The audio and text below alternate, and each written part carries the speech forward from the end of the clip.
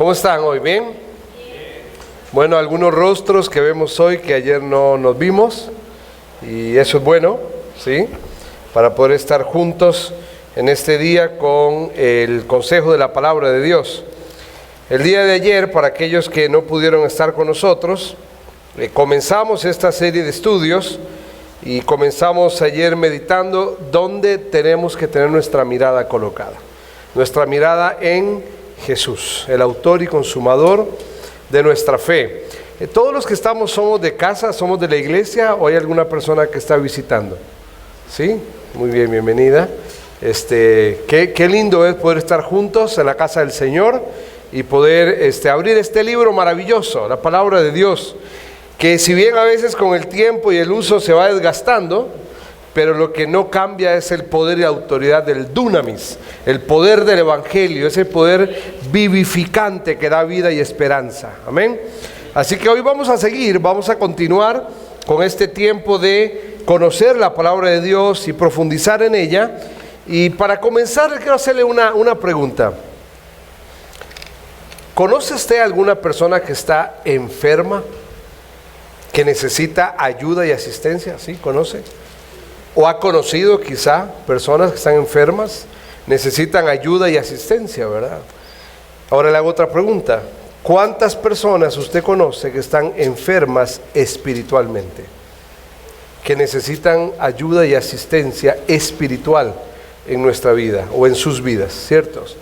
Y otra pregunta. ¿Cuántos de nosotros quizá estamos pasando un tiempo de enfermedad espiritual, donde quizá hemos permitido que ciertas cosas en nuestra vida empiecen a alterar lo que es la frescura de disfrutar la presencia del Señor?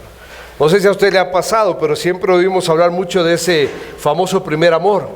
Y a veces empezamos a andar en la vida cristiana, en el andar del día a día, y como que ese primer amor empieza a caerle gotas de agua y empieza como a diluirse un poquito. Y empezamos a disfrutar más de las cosas intrascendentes que disfrutar realmente del Señor en nuestra vida. Y eso a veces empieza a traer como un virus espiritual a nuestra vida. Ya dejamos de leer la palabra de Dios, dejamos de orar, dejamos de elevar alabanzas de gratitud. No sé si usted es consciente, hermano, pero cada trozo de pan que llega a su mesa no es fruto de su mano, es bendición de lo alto. Porque Dios le da a usted la fuerza, le da la salud, le abre la puerta y le ha dado la capacidad para desarrollar la labor que desarrolla. Entonces el pan que llega a nuestra mesa no es fruto nuestro, es que Dios nos da la capacidad para traerlo a la mesa. En otras palabras, viene ¿de dónde? De lo alto. Pero ¿cómo lo olvidamos a veces, no? A veces nos olvidamos un poquito de esto y empezamos a pensar que el fruto es nuestra mano y no es nuestra mano. ¿Por qué no vamos a Marcos? Marcos capítulo 2, y vamos a ir a la palabra de Dios y vamos en esta noche a meditar y aprender algunos principios claves para nuestra vida como hijo de Dios. Y si usted no es hijo de Dios, si usted está acá y aún no ha tenido un encuentro personal con Cristo como el único redentor y salvador de su alma, hoy es el día para tomar una decisión por Cristo. Pero si usted es hijo de Dios y está aquí, y quizá usted se da cuenta que anda un virus espiritual en su vida, hoy es el día quizá para llegar delante de los pies del Señor. Y vamos a meditar en esta noche y estudiar con relación a un encuentro que el Señor tuvo con un grupo de personas. Vamos a ir a Marcos capítulo 2 y vamos a aprender hoy con relación al paralítico. ¿Se acuerdan del paralítico? Pero yo quisiera que vayamos a este relato en Marcos capítulo 2. ¿Sabe que este relato aparece en 3 lugares del Nuevo Testamento? Aparece en primer lugar en Mateo capítulo 9, ahí aparece el relato donde el Señor está en un lugar y aparece un grupo de personas, luego llegan unos amigos con un paralítico. También está en Lucas capítulo 5, también aparece el relato. Pero el tercer lugar es Marcos, y ahí es donde nos vamos a ubicar, porque creo que de los 3 relatos, Marcos es el que nos da un poco más de detalle, nos da más cantidad de contenido. Acuérdese de un principio clave de la palabra de Dios: la palabra de Dios no se contradice, se complementa. Cada uno de los evangelios, cada uno de los escritores fueron revelando la palabra de Dios en base a la inspiración divina de Dios, para que cada uno de ellos desde su perspectiva nos diera un dato informativo. Bueno, Marcos es uno de ellos y nos va a dar, creo yo, el relato más amplio de este encuentro. Y hoy vamos a hablar y vamos a aprender un poquito con relación a lo que es la enfermedad espiritual. Y vamos a escudriñar un poquito nuestro corazón en cuanto a eso. Oramos, ponemos en manos del Señor y vamos a la meditación de la palabra, ¿le parece? Amado Señor, ponemos este tiempo en tus manos. Que sea tu Espíritu Santo, Señor, hablando a nuestros corazones. Tu palabra, Señor, siendo instruida a través de la guía, Señor, de tu voluntad. Habla nuestras vidas y edifica a tu pueblo, a tu iglesia. Gracias, Señor, y permítenos en esta noche salir de este lugar glorificando tu nombre, pero también animados y desafiados a vivir para ti, Señor. Gracias y ponemos todo en tus manos. En el nombre de Jesús. Amén. Muy bien, vamos a leer la porción primero, ¿está bien? Para colocarnos todos en el contexto. Creo que es un relato bastante conocido, pero quizá a veces no lo leemos tan seguido y podemos perder detalles. Leámoslo, ¿les parece? Versículo 1 del capítulo 2, son 12 versículos. Acompáñeme usted allí con la vista, yo lo voy a leer, usted acompáñeme en el relato, ¿está bien? Dice así, versículo 1, entró Jesús otra vez en Capernaum después de algunos días y se oyó que estaba en casa.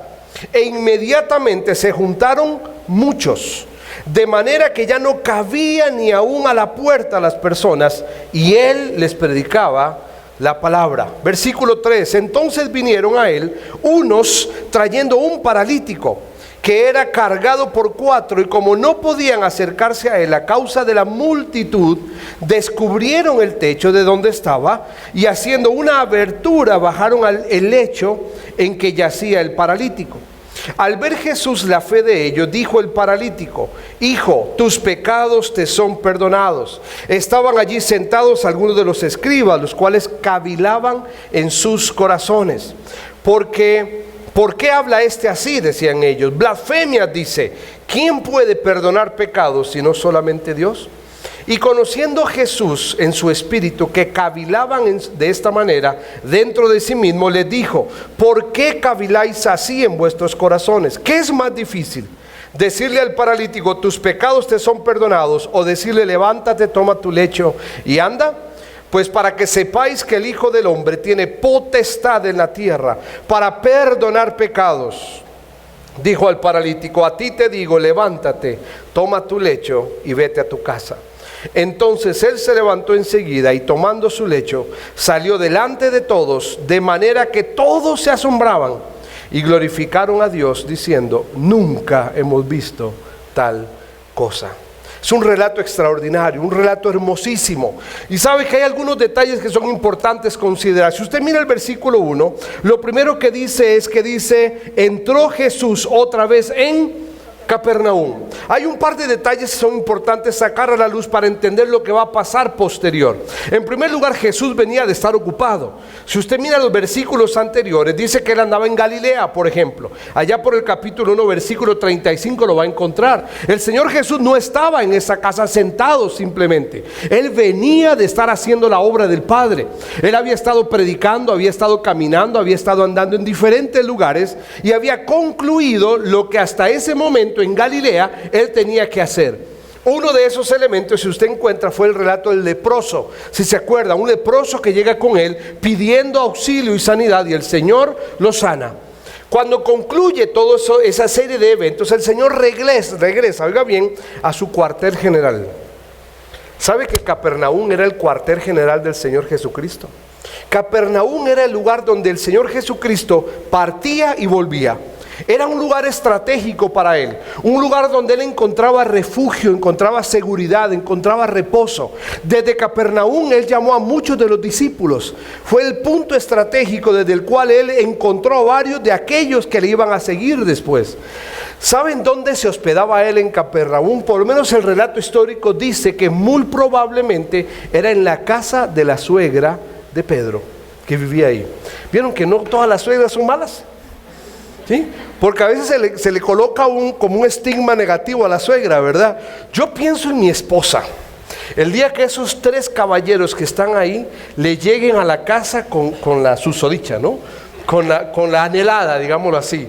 Cuando cada uno de ellos llegue, yo quiero ver la reacción de ella. A ver si va a ser buena suegra o no tan buena suegra. Ya veremos. Yo espero que podamos ser suegros como la suegra de Pedro, que inclusive para el gran siervo de Dios, hijo de Dios, pero que aquí está cumpliendo un rol de siervo, el Señor Jesucristo, encontraba refugio, descanso, consuelo. Qué lindo que es que él podía tener este lugar. Entonces el primer elemento que tenemos que entender es por qué regresa a Capernaum. Era su cuartel general, era un lugar de operaciones para él, era un lugar de seguridad. Ahora acuérdese esto, mi hermano, y aquí yo quiero colocarlo a usted y a mí en los zapatos del Señor Jesucristo. ¿Qué hacemos usted y yo normalmente después de un día ajetreado de labores? Después de que usted regresa de su trabajo, cualquiera sea, ventas, oficina, enseñanza, ministerio, lo que sea, lo que usted está en la casa inclusive, haciendo labores del hogar, y usted tuvo un día cargado de trabajo, y usted viene cansado, caminó, manejó kilómetros, y usted dice, ya no quiero que ni me saluden. ¿Le ha pasado? ¿O solo a mí me pasa? ¿Soy tan humano yo? Claro que nos pasa. Llegar un momento a la casa después de cumplir grandes labores, y lo único que queremos que es reposo y quietud. Esposa, ¿le ha pasado alguna vez que su esposo llega y usted está con esa gana de quemar sus 30,000 palabras y su esposo le dice, mi amor, te amo mucho, pero déjame ir a descansar un ratito al cuarto? ¿Le ha pasado? Sí, pasa. Y lo mismo al revés pasa. Hay momentos donde la carga del agobio del día, el cansancio, las responsabilidades, lo que queremos es llegar a un momento de reposo. Y sabe que eso era lo que el Señor Jesucristo estaba viviendo acá. Él venía de Galilea, acababa de hacer la labor, venía cansado, pero sucedió algo. Si usted mira conmigo ahí, atención, en el versículo 1 dice, al final dice, y se oyó que estaba en casa. Todo el pueblo, la comunidad se enteró que el Señor había vuelto a su cuartel general. Claro, la gente lo conocía, la gente sabía que él era el Señor y sabían que él andaba afuera, pero se enteraron que volvió a la casa. Hermano, a mí me pasa así en el ministerio a veces. Yo estoy aquí con ustedes, le digo a todo el staff, bueno, yo lidero un equipo de más de 70 misioneros. Entonces tengo una gran demanda de situaciones que me toca liderar. Y a veces estoy de viaje, yo le digo al equipo, estoy en tal lugar, una conferencia, oren por mí. Y ellos me dan como espacio. Pero yo regreso a Bernal, se enteran que estoy en la casa, no paran los mensajes, no paran las llamadas, y peor si pongo el pie en la oficina. Peor. Yo les contaba que el martes llegamos de un viaje con mi familia a medianoche. El miércoles yo fui a las 8 de la mañana a desayunar con pastores que venían de fuera del país porque querían conocer el ministerio. Estuve con ellos hasta mediodía. El equipo vio que yo estaba en la propiedad, ahí andaba caminando, y todos me decían, después me da 5 minutos, después 5, no existen 5 minutos, no existen. 5 minutos son 45, son 1 hora, hora y cuarto. ¿Le pasa lo mismo? Bueno, a mí me pasa en el ministerio exactamente igual.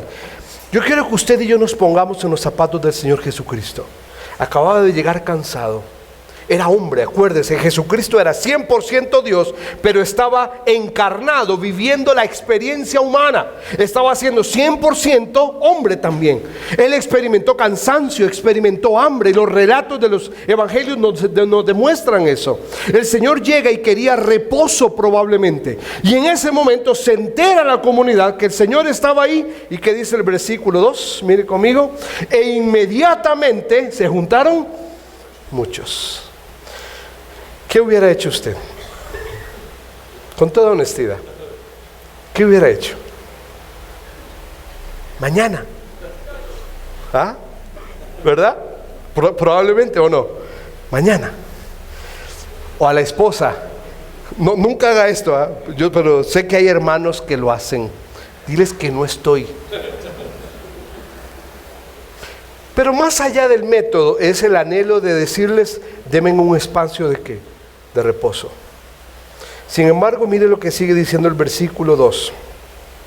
de manera que ya no cabía ni aún en la puerta. ¿Y qué hizo el Señor? Y les predicaba la palabra. Yo quisiera, mi amado hermano, que de este relato aprendamos 4 cosas en esta noche, de parte de nuestro Señor para la vida suya y para mi vida.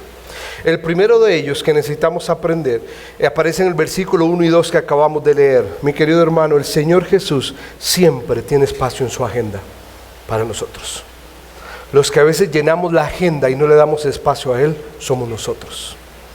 Quiero que entienda lo que en esta noche necesitamos entender del Señor. El Señor Jesús siempre tiene espacio en su agenda, siempre. Y a veces nosotros somos tan ingratos y tan malagradecidos de entender que el Señor siempre está disponible al clamor de sus hijos. El Señor nunca cerrará la puerta, por más injustos o infieles que usted y yo seamos. El Señor siempre tendrá su puerta abierta para el clamor de sus hijos. Siempre la tendrá abierta. Yo quiero que usted mire conmigo un par de cositas acá. Dice en el versículo 2, dice que aunque Él estaba cansado, aunque Él venía agobiado, al ver la multitud y era cantidad de gente que llegaba, dice, les predicaba la palabra. Y sabe que esa palabra predicaba ahí es una palabra que también aparece en otras porciones de la Biblia como pregonar. El concepto era que Él se sentó, no por una disposición negativa, sino con disposición total, abrió la autoridad de la palabra de Dios y dedicó horas para estar con ellos. Este concepto de predicar la palabra que aparece aquí no es el concepto de un devocional. ¿Cuál es el concepto de un devocional? Un tiempo de instrucción breve. No es ese el concepto de la palabra predicaba acá. El concepto de la palabra predicaba habla acerca de una persona que se sentaba con los rollos, con la sabiduría de Dios y dedicaba horas a instruir la sabiduría de Dios. Hermano, y venía de estar ocupado, venía de estar agobiado. Sin embargo, si hay un principio clave que tenemos que aprender en esta noche de nuestro Señor, es que la agenda de mi Dios nunca está tan llena como para no tener un espacio para recibir mi clamor. Siempre, siempre. ¿Por qué lo buscaban algunos de ellos? Bueno, probablemente algunos lo buscaban por su mensaje. Claro, el mensaje del Señor transformador, el mensaje de la palabra de Dios que impacta el corazón y transforma nuestra vida. Pero quizá otros lo buscaban simplemente por curiosidad. Y por eso le decía que a veces nosotros tenemos un virus espiritual, ¿se acuerdan? Que tal vez estamos similar al paralítico con algún tipo de problema en nuestra parte espiritual. Y quizás estamos viniendo a la iglesia o buscando al Señor por escuchar el mensaje de Dios y gloria a Dios por eso. Pero quizá algunos de nosotros a veces nuestra vida con el Señor es mera curiosidad. ¿Sabe cuál es la diferencia de la curiosidad y venir a buscarle por un mensaje genuino? El grado de compromiso. Nuestro grado de compromiso.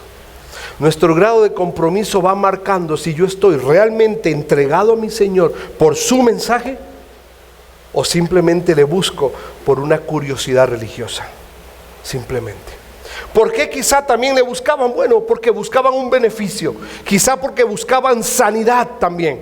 No solamente el paralítico, acuérdese, los amigos lo traían a él, pero no solamente el paralítico es el único relato que aparece en la Biblia que buscaron al Señor porque estaban enfermos. Hay muchos relatos más. ¿Se acuerda la mujer que tenía flujo de sangre? ¿Por qué buscó al Señor? Lo buscó por sanidad. Porque estaba viendo de qué forma obtenía de él un beneficio. Mi querido hermano, y a veces nosotros buscamos al Señor exactamente por lo mismo. No lo buscamos para glorificar y alabar su nombre. Hermano, una pregunta: cuando va usted en oración delante de Dios y se arrodilla, ¿cuánto tiempo usted gasta en la oración solo pidiendo? ¿Y cuánto tiempo gasta adorando, reconociéndole, exaltando su nombre? ¿Sí entiende lo que quiero decir? Dígame si no es cierto que muchas veces ese virus espiritual nos afecta y parecemos al paralítico. Vamos al Señor cuando necesitamos sanidad, pero cuando estamos sanos nos olvidamos. ¿Sabe que yo tengo un lema en mi vida? Yo a veces digo que Dios, para muchos de nosotros, sus hijos, es un Dios bombero. Solo lo buscamos cuando hay un incendio que apagar. Pero una vez que Él vino con su equipo de riego y soltó todo el agua y el fuego se apagó, A veces nos olvidamos y guardamos el camión de bomberos, y cuando buscamos al Señor, en el próximo incendio. Quizá otros le buscaban simplemente por acusarlo y ver de qué forma criticar su nombre. Mírenlo en el versículo 6, ahí está, dice, estaban allí sentados algunos de los escribas, dice, y ellos cavilaban en sus corazones. Ahí está el ejemplo. Muchos de ellos estaban afuera de la casa. Acuérdese que el relato acá no está hablando solamente de la presencia de los 4 amigos y el paralítico.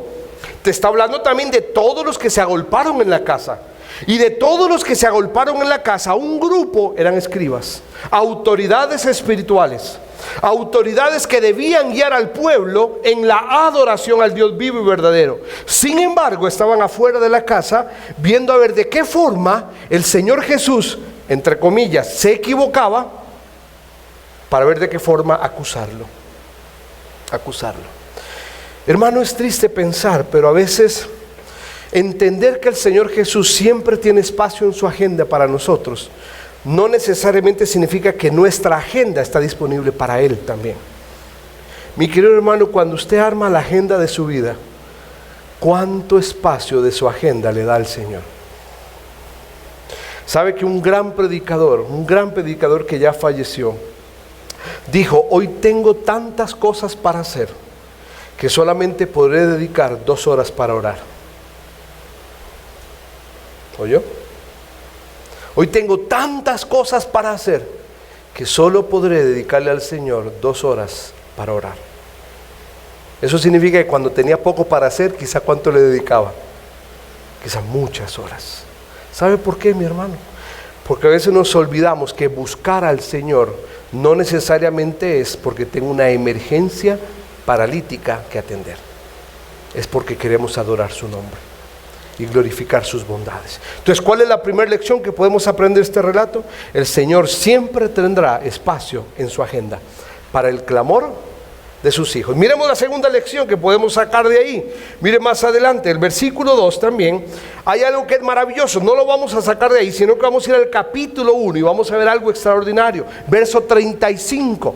La segunda lección que podemos sacar es, oiga bien, mi hermano, sin dependencia en Dios no existe propósito real en la vida. Sin dependencia en Dios no existe propósito real en la vida. Mira el versículo 35, me encanta este versículo del capítulo 1. Acuérdese, el Señor andaba en Galilea predicando, sanando a personas, un leproso incluido, aparece el relato. Pero el verso 35, mire lo que dice, levantándose, ¿quién? El Señor Jesús. Muy de mañana, cuando aún era oscuro, se fue a un lugar desierto. ¿Y qué hacía? Veía Netflix.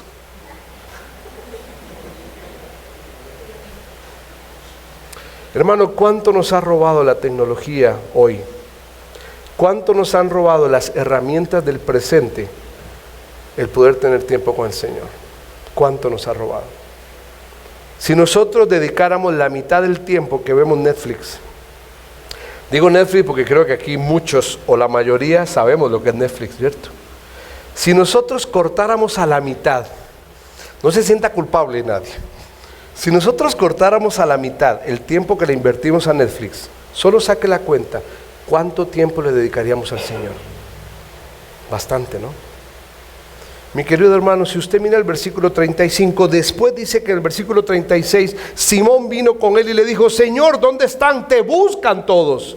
Te buscan. Y él fue y los atendió, dice el versículo 38. Vamos a los lugares vecinos para que yo también predique, porque para esto he venido. Mi querido hermano, la gran lección que tenemos que aprender del Señor, y no nos olvidemos quién era Él. Era Dios mismo hecho hombre. Era el Hijo del Padre. Era el que había venido para cumplir la misión. Perdone la pregunta, y no estoy haciendo dogma de mi pregunta. ¿Necesitaba el Señor depender del Padre en su divinidad? No. Pero ¿necesitaba Él depender del Padre en su humanidad? Totalmente que sí. Totalmente que sí.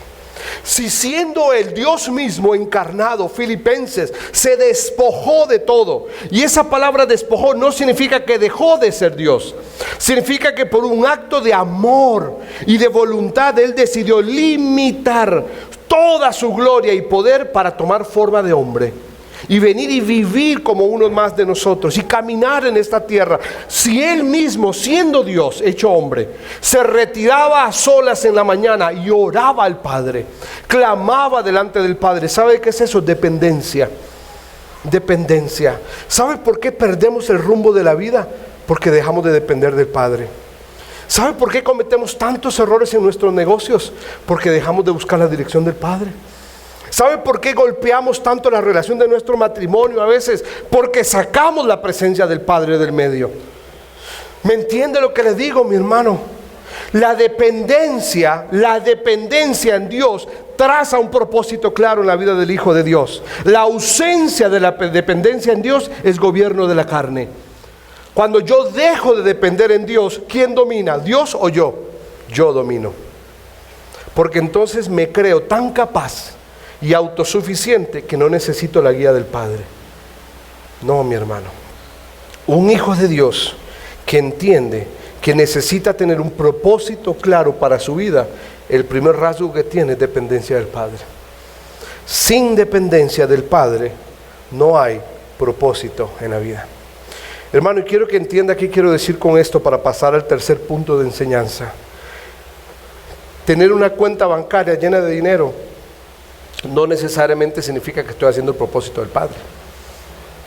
Que vivamos juntos como matrimonio debajo de un techo, que no nos hemos divorciado, no necesariamente significa que estoy viviendo en el propósito del Padre. ¿Sabe que un día yo estaba en una conferencia? No voy a dar detalles ni nada porque no quiero vincular nada. Lo voy a decir a grandes rasgos. Una vez estaba yo en una conferencia en Toluca.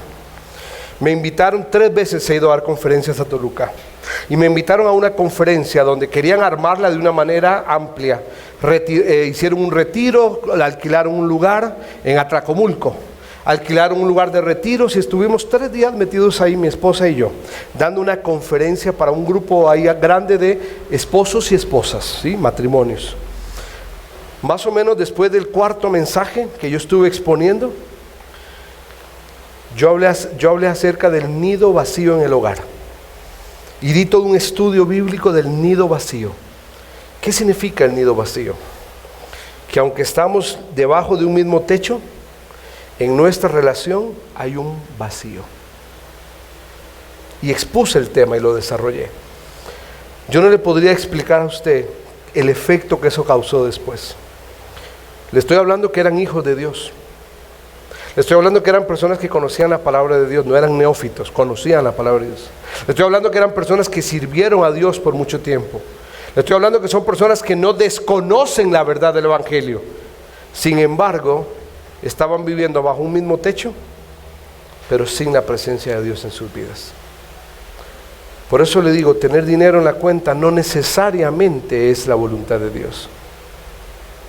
Vivir juntos bajo un mismo techo no necesariamente es estar cumpliendo el propósito de Dios. Porque podemos tener la cuenta vacía, pero el Dios ausente. Podemos tener juntos bajo un mismo techo, pero el Dios ausente. Podemos estar desarrollando un trabajo, una profesión, pero mi Dios ausente. ¿Cuándo es que realmente encontramos el rumbo del propósito de la vida? Cuando hay dependencia en el Padre. El Señor Jesucristo nos da esa lección. Él quería predicarle a todos, sí. ¿Qué hacía antes de predicarle a todos? Iba delante del Padre y hacía dependencia en Él. Vamos a la tercera lección. Ahora sí volvamos, versículo 3 del capítulo 2. La primera lección que estamos aprendiendo de este hermoso encuentro entre el paralítico, sus amigos y el Señor y la gente que estaba alrededor, es que el Señor nunca tendrá espacios llenos en la agenda. Siempre hay espacio para que usted y yo llevemos nuestro clamor delante de Él. En segundo lugar, sin dependencia en Él, que no hay propósitos claros en la vida.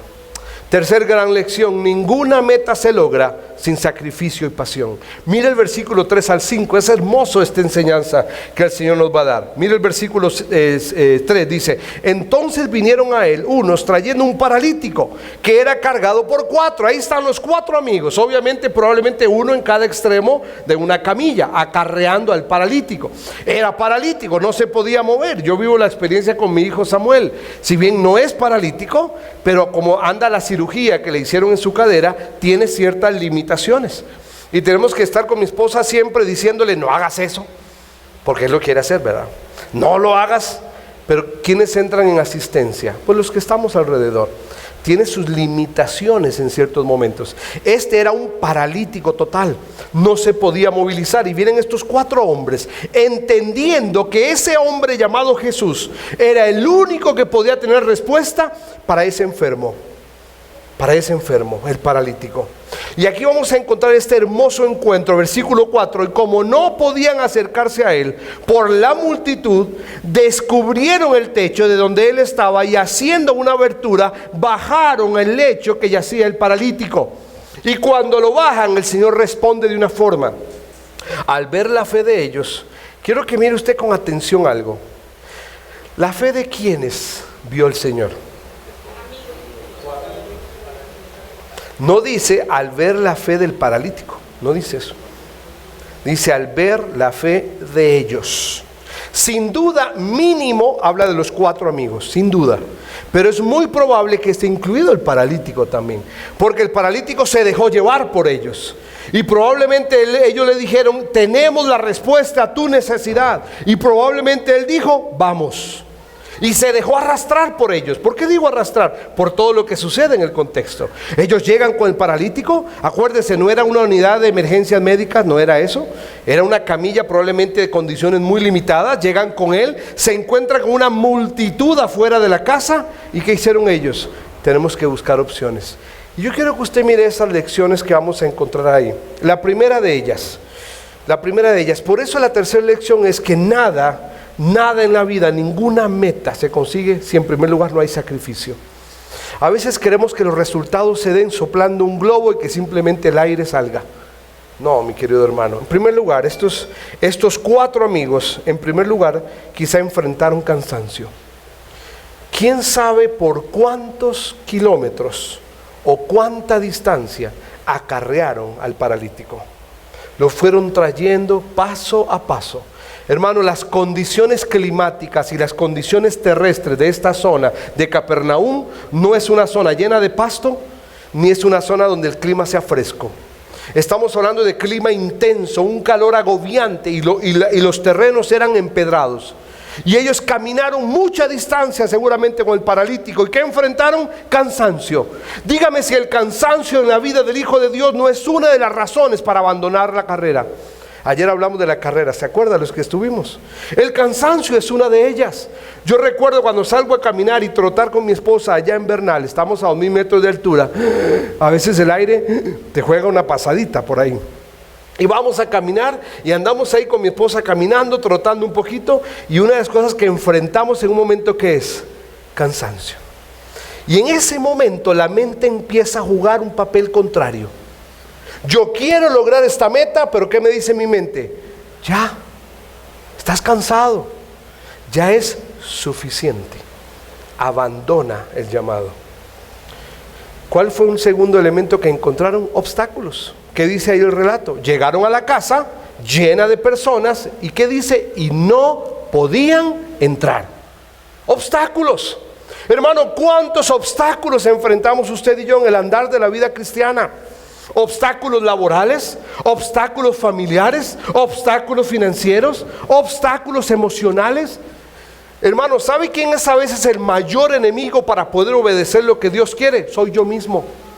Yo mismo soy el mayor enemigo. Cuando yo empiezo a autojustificarme de cosas que no debería justificarme, y empiezo a levantar argumentos incorrectos para tratar de no hacer lo que Dios me pide, pero hacer lo que yo quiero. A veces yo soy el peor enemigo que yo tengo. Pero enfrentamos obstáculos. ¿Cuál es una de ellas que también enfrentaron? Tuvieron que buscar alternativas. ¿Vio lo que dice el versículo 5? Como estaba todo cerrado, ¿qué hicieron? Se subieron al techo. Ahora quiero que aclararles algo que es muy interesante. En muchas imágenes que uno encuentra del momento donde traen al paralítico, presentan una casa como que el techo ya tenía un agujero, y no. Ellos, dice la palabra de Dios, ellos hicieron el agujero. Mire el versículo 5, lo dice ahí al final, dice, y haciendo una abertura. ¿En dónde? En el techo. Ellos hicieron la abertura. Mi hermano, es buscar alternativas. En la vida cristiana a veces nosotros somos muy buenos que ante el primer golpe de la ola tirar la toalla. Somos muy buenos para eso. Mi querido hermano, no existe, óigalo bien, soy misionero y llevo adelante un hermoso ministerio que por la gracia de Dios lo llevo adelante. No existe ministerio perfecto. No existe iglesia perfecta. Si usted cada detallito que encuentra lo utiliza como una excusa para abandonar la obediencia a Dios, el problema no está en el obstáculo, el problema está en el corazón. El problema no es externo, es interno. Porque ellos se enfrentaron con el obstáculo. ¿Querían adorar al Señor? Sí. ¿Querían traer al paralítico? Sí. ¿Pero qué se encontraron? Cerrada el acceso. ¿Qué hicieron? Buscaron alternativas. Mi querido hermano, sabe que como ministro del Señor, si algo adoro, si algo me encanta, es tener personas a mi lado que no solo me traen problemas, sino que también me traen soluciones. ¿Sabes qué es eso? Buscar alternativas. Qué fácil es traer problemas. Es que no hicieron esto, es que no hicieron lo otro. Qué fácil es traer problemas. Proponga alternativas y va a ver que usted ayuda más que en la detección de los problemas. Pero es un hábito de nuestro corazón. Somos muy buenos detectando el daño, somos muy malos ofreciendo soluciones. Cuarto elemento, tuvieron que terminar lo que empezaron. Lo bajaron hasta que llegara a los pies del maestro. Ellos ese día temprano agarraron la camilla, pusieron al paralítico y le dijeron: hoy verás al maestro. ¿Y qué hicieron? Cumplieron su propósito. Terminaron lo que empezaron. Hermano, dígame la verdad, dígame cuántas cosas no dejamos tiradas en el camino. Hay un versículo que a mí me impactó el día que lo medité y lo estudié. Dice: no prometas cosas a Dios. Eclesiastés. No prometas. Es mejor que no prometas y no que prometas y no cumplas. Porque Dios, dice, no se goza, no se satisface, no se alegra de los insensatos que prometen y no cumplen. ¡Wow! ¡Qué versículo más fuerte! ¿Cuántas veces nosotros hemos hecho eso? Hemos dicho: Señor, ahora sí voy a servirte en la iglesia. Y viene con el pastor Agustín: hermano Agustín, aquí estoy, aquí está mi vida, dígame usted qué necesita, póngame a servir. Lo digo como ministro. ¿Sabe cuántos vienen conmigo y me dicen: Dios me ha llamado? De verdad. Y vienen a mi oficina y me piden cita. Y Lupita, la que es mi secretaria, ahí está la pobre Lupita armándome una agenda de citas. Y cuando recibo a la persona, se sienta delante mío: Roy, Dios me ha llamado, tengo una convicción, este es mi lugar, quiero que tú me uses. Que yo le dé responsabilidad, sino que le coloque a servir al Señor. Le digo: sí, bueno, ok, mañana necesitamos ir al aeropuerto a las 6 de la mañana a buscar a alguien. ¿Y no hay forma de que el avión llegue más tarde?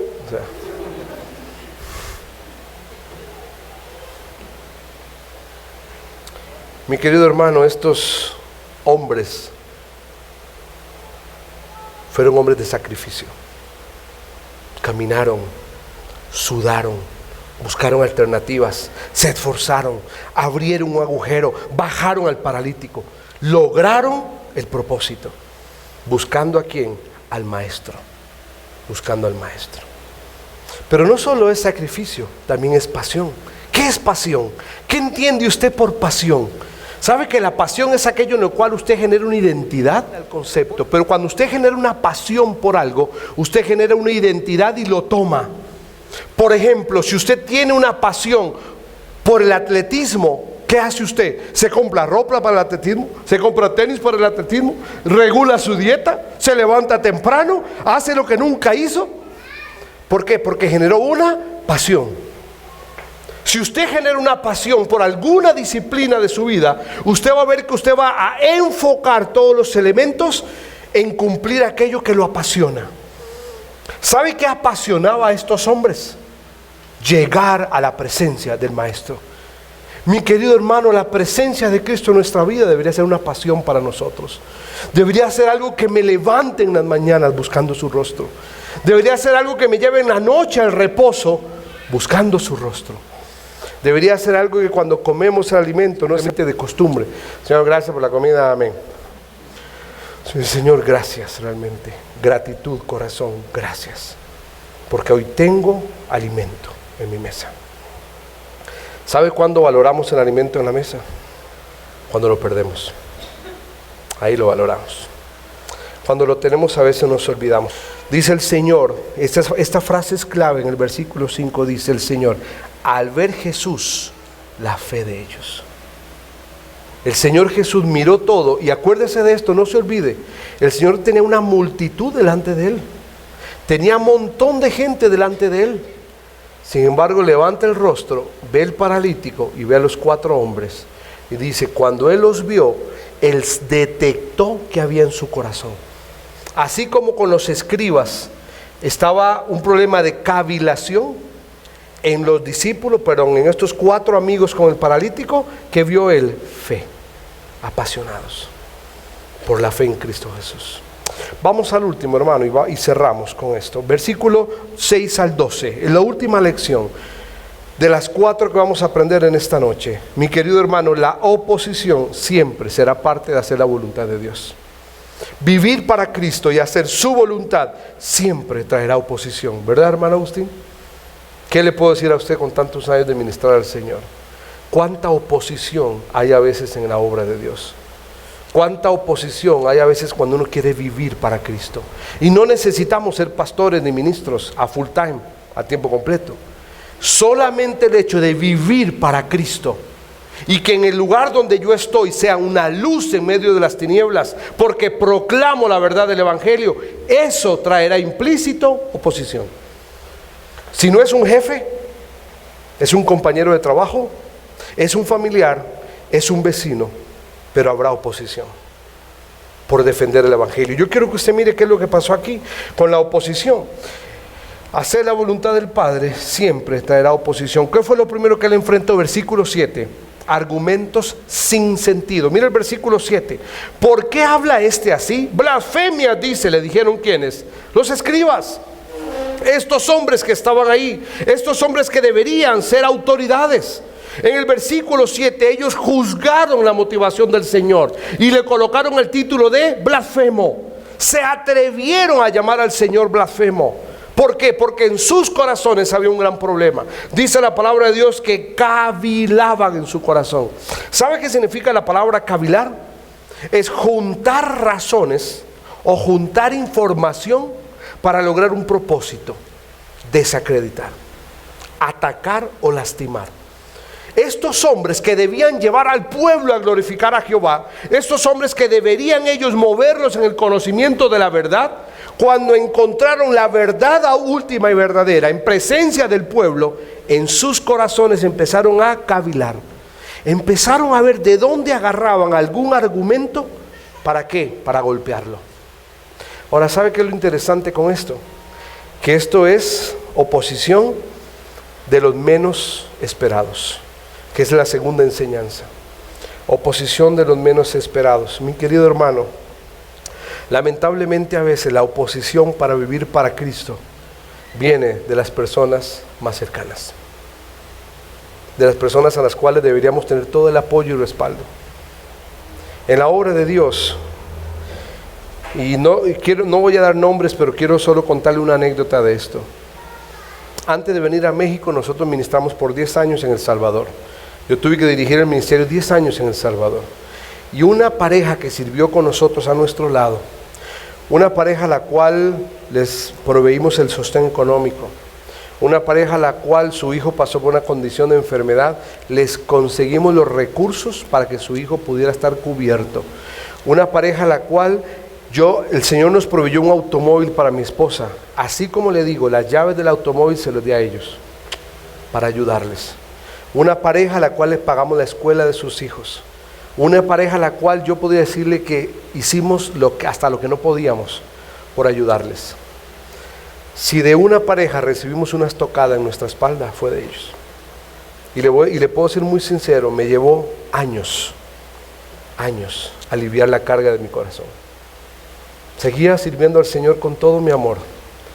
Seguía entregado al llamado de mi Señor, pero en mi corazón había una carga, un dolor, había una tristeza, había un desánimo, porque de aquellos en los cuales a veces uno necesita el mayor aliento, el mayor apoyo, el mayor respaldo, la mayor lealtad, la mayor fidelidad, a veces es de los que recibimos la mayor estocada. ¿Qué le pasó al Señor? Mi querido hermano, y no nos asustemos, si el Señor Jesús lo vivió, ¿por qué no lo vamos a vivir usted y yo? Si el Señor de señores, el Dios sustentador de todo, tenía un grupo de escribas, conocedores de la ley, que debían ser su estandarte de respaldo, fueron quienes, le colocaron la puñalada en la espalda. Mi querido hermano, vivir la voluntad de Dios es ser consciente de que habrá oposición. Enfrentaremos oposición. Y solo quiero terminar con el elemento final de estos 4 amigos extraordinarios. Me encanta pensar en ellos. Mire el versículo 11 y 12 para terminar. Dice: a ti te digo, le dijo el Señor, levántate, toma tu lecho y vete a tu casa. Pero hay algo en el versículo 12 que yo quiero que usted lea conmigo y dígame qué encuentra o qué no encuentra.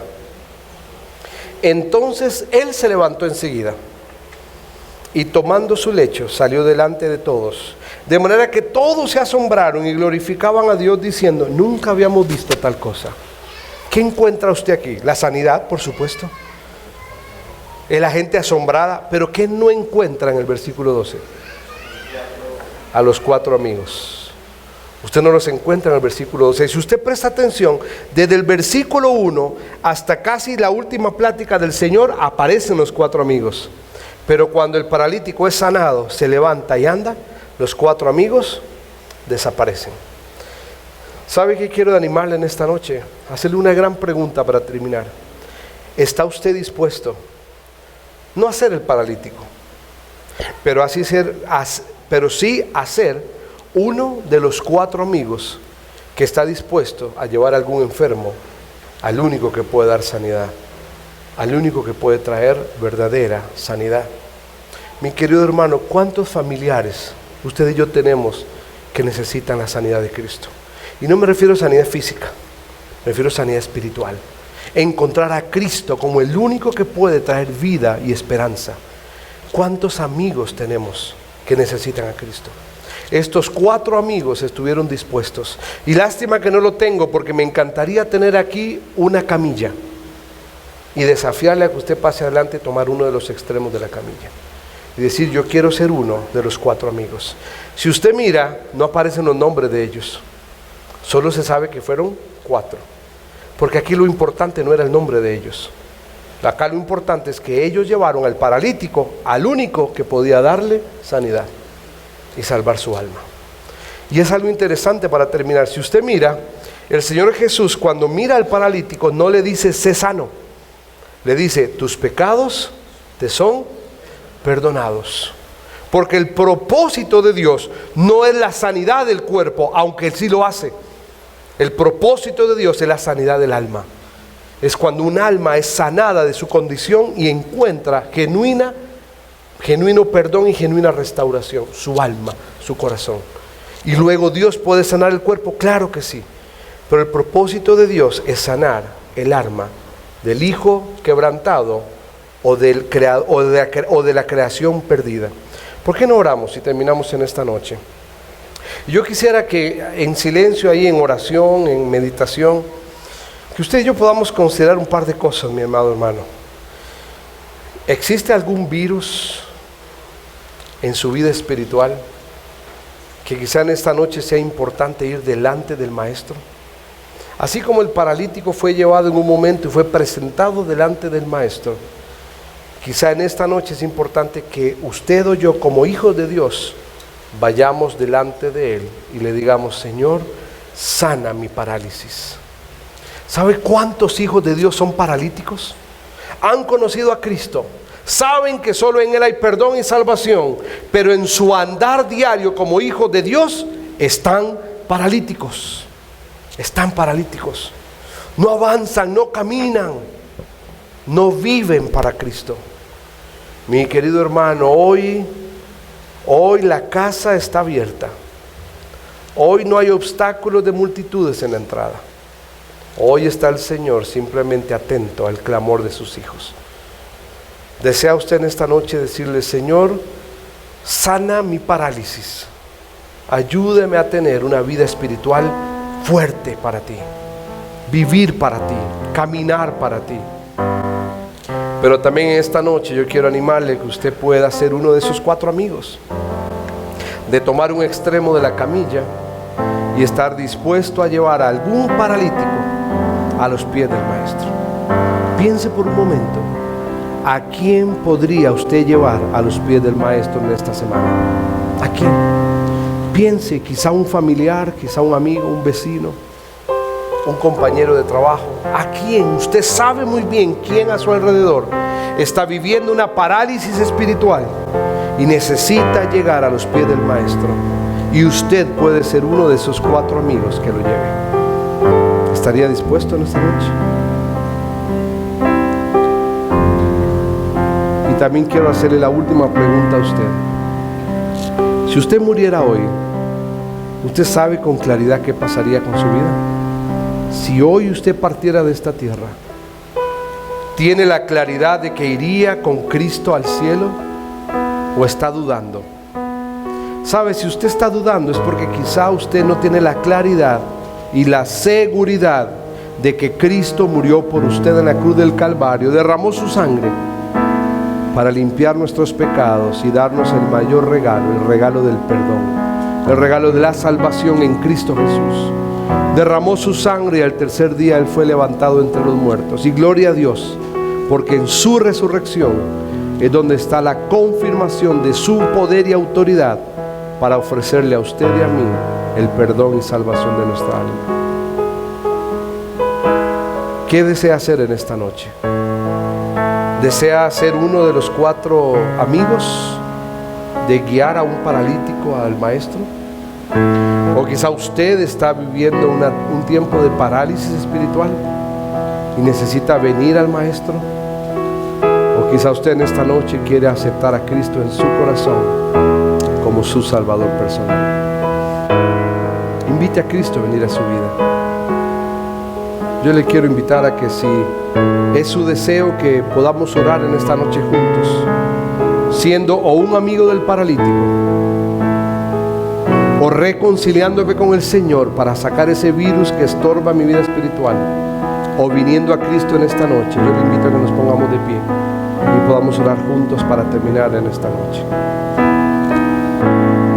Póngase de pie si así lo desea.